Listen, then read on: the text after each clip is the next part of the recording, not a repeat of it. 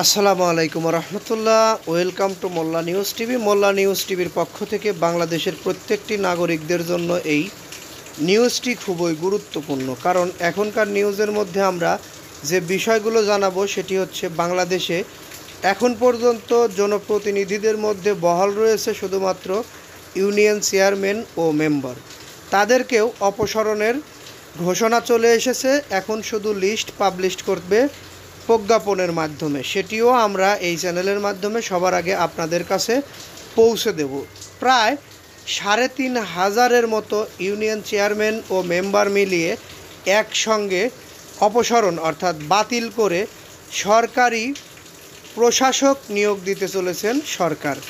এটি আমরা পেয়েছি সরকারের স্থানীয় সরকার ও পল্লী উন্নয়ন ও সমবায় মন্ত্রণালয় এবং ভূমি মন্ত্রণালয়ের উপদেষ্টা এএফ হাসান আরিফ বলেছেন, ফ্যাসিবাদ সরকারের পতনের পর সিটি কর্পোরেশন, পৌরসভা, জেলা পরিষদ এবং উপজেলা পরিষদের অধিকাংশ জনপ্রতিনিধিরা গায়েব হয়ে গিয়েছে। নাগরিক সেবায় কথা চিন্তা করে এসব প্রতিষ্ঠানে তাৎক্ষণিক প্রশাসক নিয়োগ দেওয়া হয়েছে।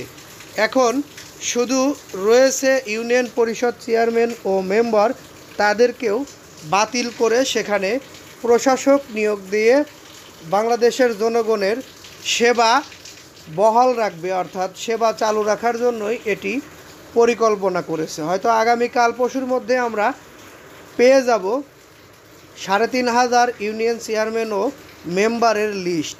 সেটিও আমরা আমাদের এই চ্যানেলের মাধ্যমে সবার আগে আপনাদের মাঝে পৌঁছে দেব ইনশাআল্লাহ। ততক্ষণ পর্যন্ত আমাদের সঙ্গে থাকতে অবশ্যই চ্যানেলটি সাবস্ক্রাইব করে বেল বাটন অন করে রাখবেন।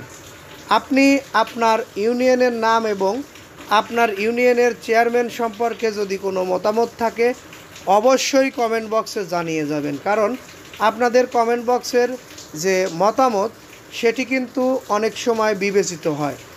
এ কারণেই আপনার ইউনিয়ন চেয়ারম্যান মেম্বার এদেরকে আপনারা কেমন জানেন, তাদেরকে আপনারা তাদের স্থানে বহাল রাখতে চান নাকি তাদেরকে বাতিল করে নতুন নির্বাচন চান, এ বিষয়গুলো আপনারা কমেন্ট বক্সে জানিয়ে যাবেন।